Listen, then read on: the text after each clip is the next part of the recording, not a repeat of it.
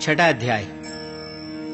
छठे अध्याय में श्री भगवान शरीर और मन की लगातार जागरूक रहने की आवश्यकता के बारे में बताते हैं। आत्म उद्धार, ध्यान योग के उपाय, ध्यान योगी के लक्षण, समभाव, मन की चंचलता का प्रश्न और मन को वश में करने के उपाय, योग के रास्ते से भटके हुए को भी गति मिल सकती है और अच्छे कर्म करने वाले की कभी दुर्दशा नहीं होती, इन सब के बारे में बताते हैं। अध्याय।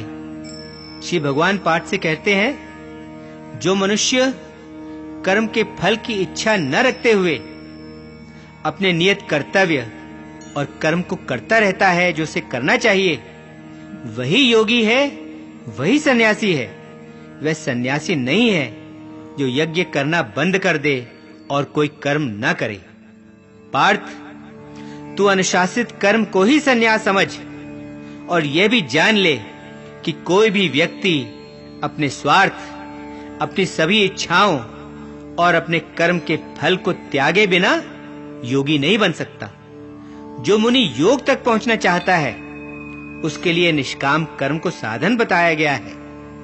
जब वह योग तक पहुंच जाता है, तब वहां उस योग में टिका रहने के लिए और वहां से आगे बढ़ने के लिए शांति और स्थिरता को साधन बताया गया है। जब मनुष्य इंद्रियों के विषयों में या कर्मों में लिप्त नहीं होता, उनमें नहीं उलझता और जब वह अपनी सभी इच्छाओं को त्याग देता है, तब कहा जाता है कि उसने योग को पा लिया है। तब वह योगी कहलाता है। मनुष्य को अपना उद्धार स्वयं ही करना चाहिए। उसे अपना उद्धार स्वयं ही करना होगा।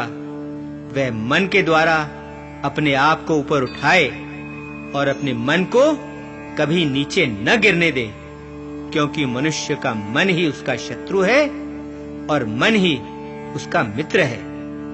जिसने अपने मन को जीत लिया है, जिसने अपने मन पर काबू पा लिया है, उसका मन ही उसका सबसे बड़ा मित्र है।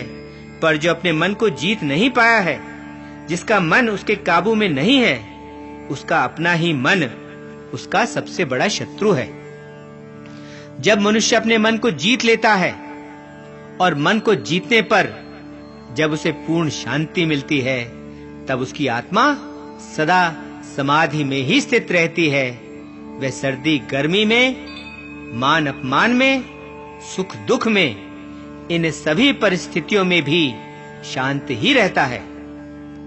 जिसकी आत्मा ज्ञान विज्ञान, अर्जित और अनुभूत दोनों प्रकार के ज्ञान से तृप्त हो गई है, जो स्थिर है और जिसने अपनी इंद्रियों को जीत लिया है, जिसके लिए मिट्टी, पत्थर, हीरे जवाहरात, सोना चांदी एक जैसे हैं, ऐसे समदर्शी मनुष्य को योग युक्त कहा जाता है, अर्थात उसे भगवान से जुड़ा हुआ कहा जाता है।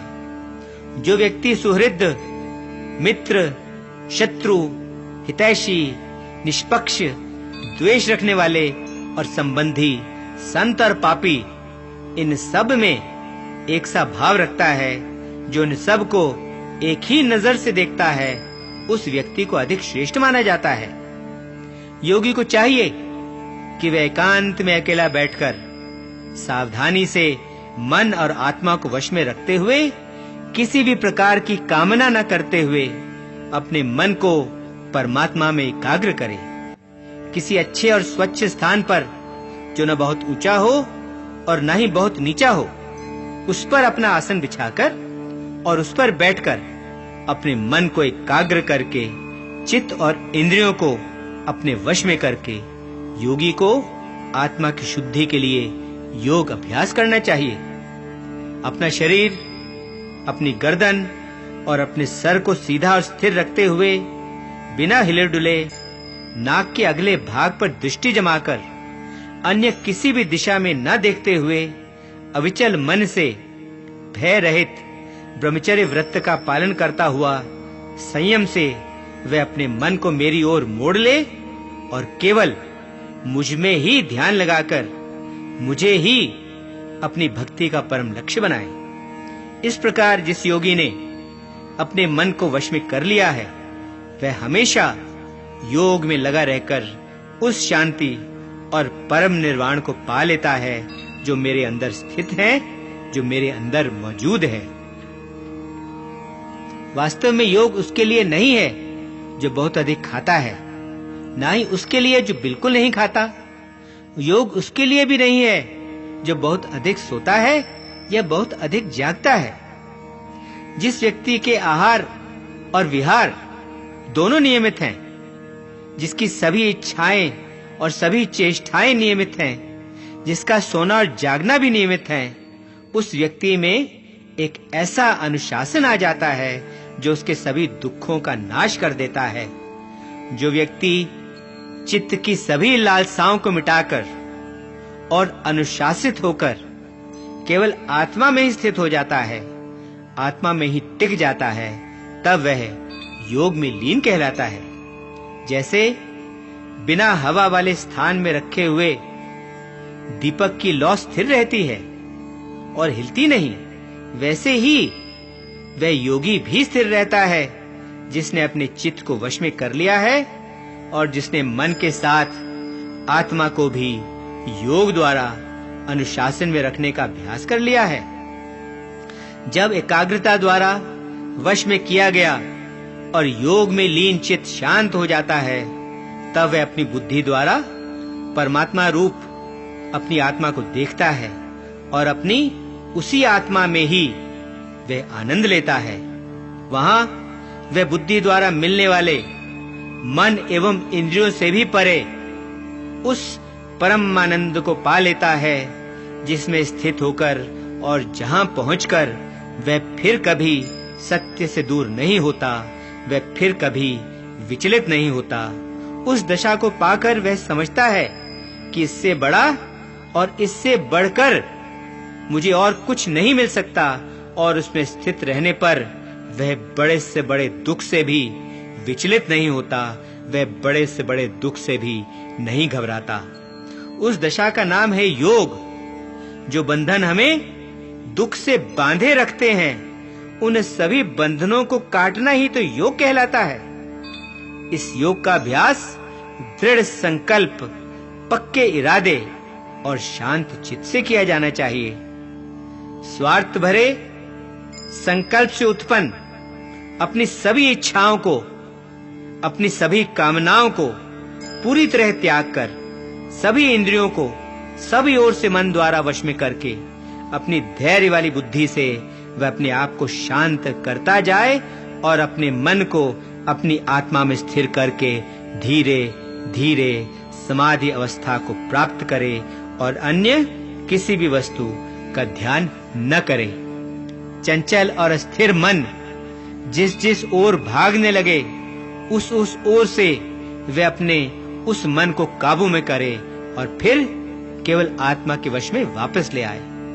सबसे बड़ा सुख उस योगी को मिलता है जिसका मन शांत है, जिसके मन से सभी विकार निकल गए हैं, जो निष्पाप है, जो सभी पूर्व पाप कर्म से मुक्त हो गया है और जो परमात्मा के साथ एक हो गया है।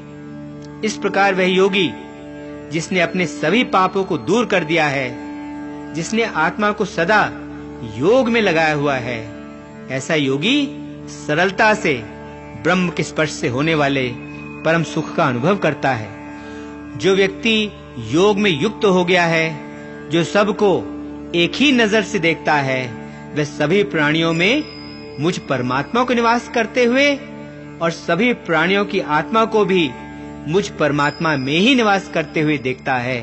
वह सबको और सब कुछ एक जैसा ही देखता है।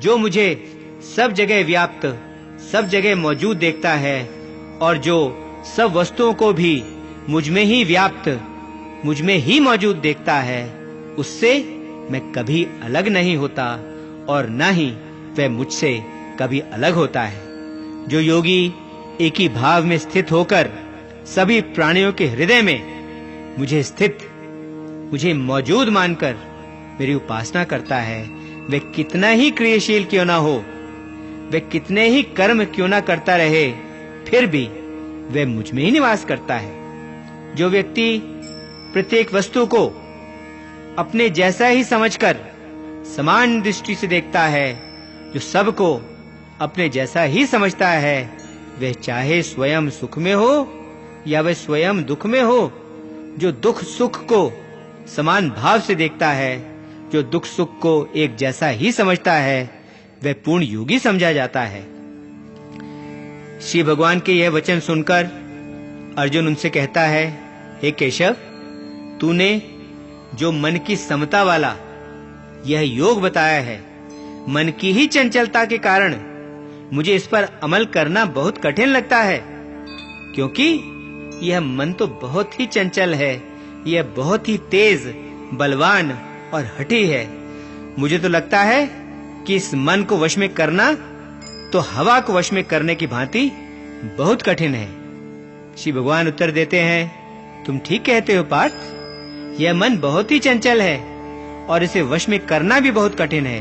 फिर भी तू जान ले कि लगातार अभ्यास और वैराग्य द्वारा इस मन को वश में किया जा सकता है।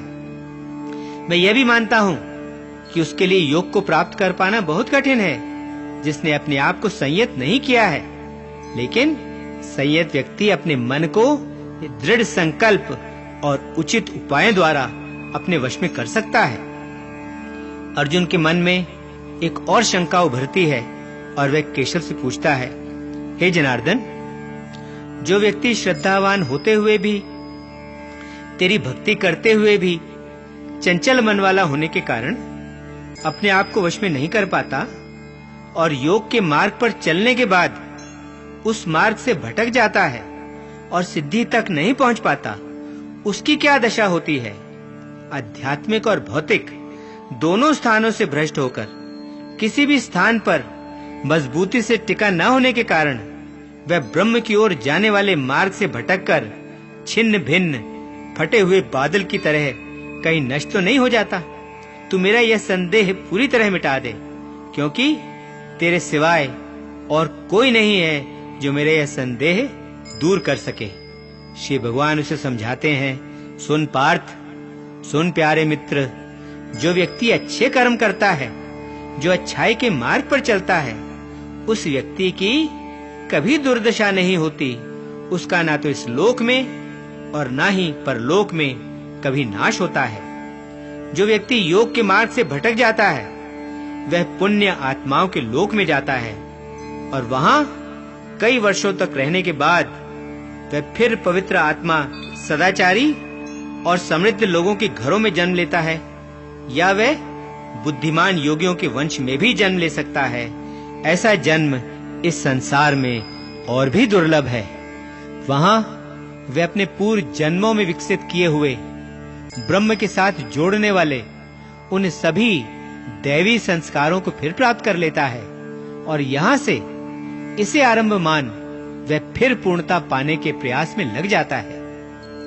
योग के मार्ग से भटका हुआ ऐसा व्यक्ति, ऐसा योगी भी अपने पूर्व जन्मों के पहले अभ्यास के वश में होने के कारण आगे ले जाया जाता है और योग का ज्ञान प्राप्त हो जाने पर ऐसा जिज्ञासु वैदिक नियमों के परे पहुंच जाता है। लेकिन जो योगी सब पापों से शुद्ध होकर अपने आप को कठोर परिश्रम से पूर्ण बनाने का प्रयास करता रहता है, वह अपने अनेकों जन्मों के पहले परिश्रम और उस परिश्रम से प्राप्त सिद्धि के कारण आगे ले जाया जाता है और अंततः आखिरकार वह सिद्धि और परम गति पा ही लेता है। योगी तपस्वियों से बड़ा है, वह ज्ञानियों से भी बड़ा माना जाता है और वह सकाम कर्म करने वाले और कर्म कांडियों से भी बड़ा है। इसलिए पार्थ, तू योगी ही बन और सभी योगियों में भी मैं उसी योगी को सबसे बड़ा योगी मानता हूँ जो अपनी संपूर्ण अंतरात्मा को मुझे पूरी तरह से समर्पित करके पूरी श्रद्धा और निष्ठा से मेरी उपासना करता है। छठा अध्याय समाप्त। ओम शांति शांति शांति। ओम।